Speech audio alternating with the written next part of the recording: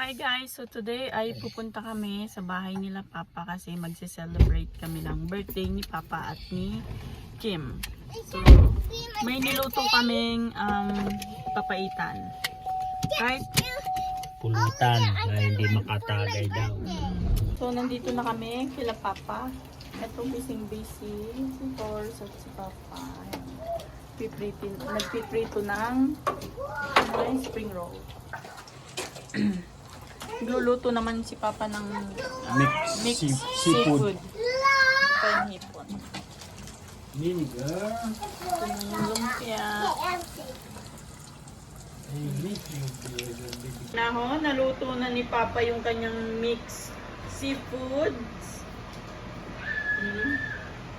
Tapos ayan yung mga ibang handa. Hindi ko pa nabubuksan. Pero yan na yun. There.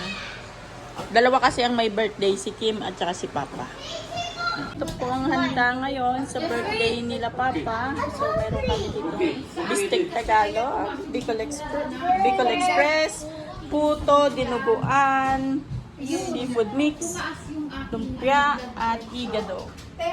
Meron din doong siomai at egg tart. Yun there.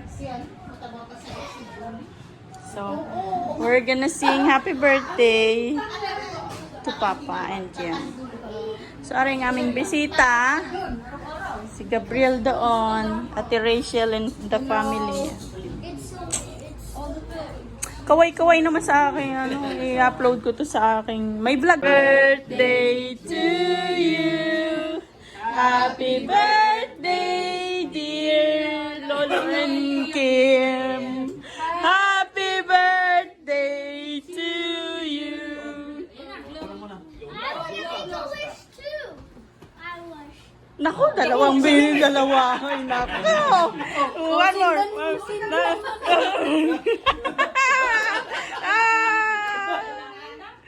Happy birthday to you. Make a wish. Okay, eating time. So, hi guys. So, time check. It's 11:21 na ng gabi. So, ngayon pa lang kami uuwi galing sa bahay nila Mama. So, si Niniger nandoon.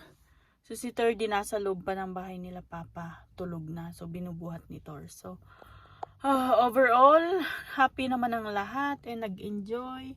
So, hanggang dito na lang ang vlog na to and see you on my next video. Bye!